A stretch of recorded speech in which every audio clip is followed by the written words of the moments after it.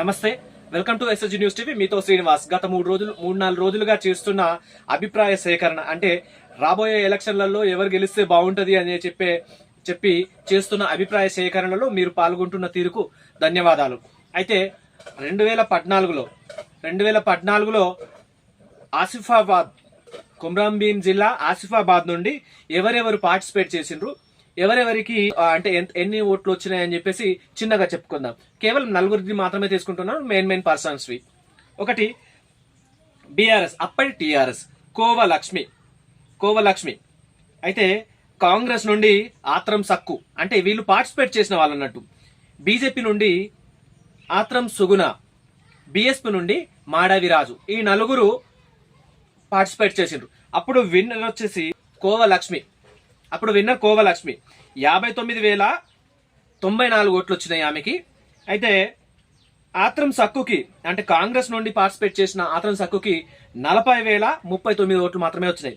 అయితే main difference, వీళ్ళిద్దరికి మధ్య డిఫరెన్స్ 19,055 ఓట్ల తేడాతోని మరి కోవలక్ష్మి కాంగ్రెస్ అభ్యర్థి అయిన ఆత్రం సక్కు పైన మరి విజయం సాధించిండ్రు.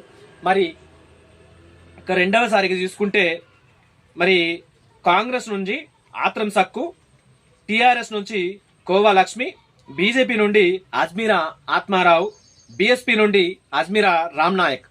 ఈ 4 నుంచి కాంగ్రెస్ ఆత్రం సక్కు 2018లో కేవలం 171 ఓట్ల తేడాతో మాత్రమే ఆత్రం సక్కు కోవలక్ష్మి పైన విజయం సాధించింది.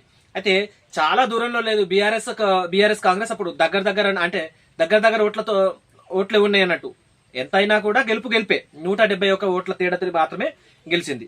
ఇక మూడవసారికి తీసుకుంటే బీఆర్ఎస్ నుండి కోవలక్ష్మి 83,036 ఓట్లతోని విజయం సాధించింది. ఎవరిపైన? కాంగ్రెస్ అజ్మీరా షామ్నాయక్ పైన. అజ్మీరా షామ్నాయక్ కి 60,238 ఓట్లు వచ్చినాయి. ఇక బీజేపీ అభ్యర్థి అజ్మీరా ఆత్మారాం, ఆయనకు 6,609 ఓట్లు మాత్రమే వచ్చినాయి. ఇక బీఎస్పీ కనక ప్రభాకర్ 3,544 ఓట్లు వచ్చినాయి. ఇక్కడ తీసుకుంటే బీఆర్ఎస్ 22,798 ఓట్ల మెజారిటీతోని గెలిచింది. ఈ ఏదైతే ఆసిఫాబాద్ నియోజకవర్గం ఎస్టీ రిజర్వ్డ్, ఇక్కడ ఎస్టీ రిజర్వ్డ్. మొదటిసారి ఆత్రం సక్కు పైన కోవలక్ష్మి 19,000 ఓట్ల పైచిలుకు ఓట్లతోని విజయం సాధించింది.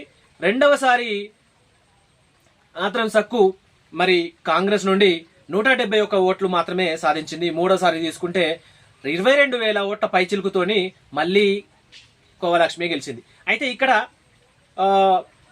మరి 2 సార్లు ఇక్కడ చేంజ్, అంటే ప్రతి ఎలక్షన్ లో ఇక్కడ చేంజ్ చేస్తా ఉన్నారు ప్రజలు, అంటే ఓటర్లు ప్రతి ఎలక్షన్ కి చేంజ్ చేస్తా ఉన్నారు. మరి నెక్స్ట్ ఎవరు రాబోతున్నారు? బీజేపీ రాబోతుందా? బీఆర్ఎస్ రాబోతుందా? కాంగ్రెస్ రాబోతుందా? బీఎస్పీ రాబోతుందా? ఏది రాబోతుంది అసలు?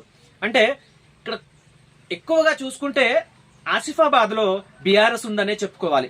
వాళ్ళు కావలసుకొని మరి 2 సార్లు బీఆర్ఎస్ నే ఒకసారి మార్చి చూశారు. అభివృద్ధి ఎట్లా ఉంది అని మార్చి చూసినట్టే కనబడుతుంది. ఇక్కడ నెక్స్ట్ ఎలక్షన్లలో మరి ఎవరిని గెలిపించబోతున్నారు మీరు? 3 సార్లు జరిగిన ఎలక్షన్లలో బీఆర్ఎస్ కి మరి అత్యధిక ఓట్లు కనబడుతున్నాయి, కాంగ్రెస్ కి అతి తక్కువ ఓట్లతోని మరి గెలిచిన ప్రభావం కనబడతా ఉన్నది. మరి బీజేపీ మరియు బీఎస్పీ అంతంత మాత్రమే కనబడుతుంది. మరి ప్రజలు అక్కడ అభివృద్ధిని చూసి మరి ఓట్లేస్తున్నారా అన్నట్టే మనం అనుకోవాలి. అభివృద్ధిని చూసి ఓట్లేస్తున్నారు అని చెప్పి మనం అనుకోవాలి. ఎందుకంటే వచ్చిన మెజారిటీ ప్రతిసారి కూడా 19,000 మెజారిటీ, 22,000 మెజారిటీ అని అంటే చాలా హై పొజిషన్ లో ఉందని చెప్పేసి మనం అనుకోవచ్చు. మరి ప్రజలు రాబోయే ఎలక్షన్లలో మరి ఎవరిని తీసుకోబోతున్నారు? ఎందుకనంటే ఒకసారి బీఆర్ఎస్ వచ్చింది, టీఆర్ఎస్ వచ్చింది, మళ్ళోసారి కాంగ్రెస్ వచ్చింది, మళ్ళోసారి టీఆర్ఎస్ వచ్చింది. అంటే ఇప్పుడు ప్రస్తుతానికి మరి రాబోయే 28-29 ఎన్నికల్లో ప్రజలు ఎవరిని గెలిపించబోతారు? మరి మీ అమూల్యమైన కామెంట్ ద్వారా చెప్తే బాగుంటుంది అని చెప్పేసి కోరుకుంటా ఉన్నాం. మరి మీరు చేసే కామెంట్ నెక్స్ట్ ఎన్నికల్లో ఎవరికి సపోర్ట్ ఉందో మీ ద్వారా తెలుస్తుంది. చూస్తూ ఉండండి ఎస్ఎస్జి న్యూస్ టీవీ. మీతో శ్రీనివాస్.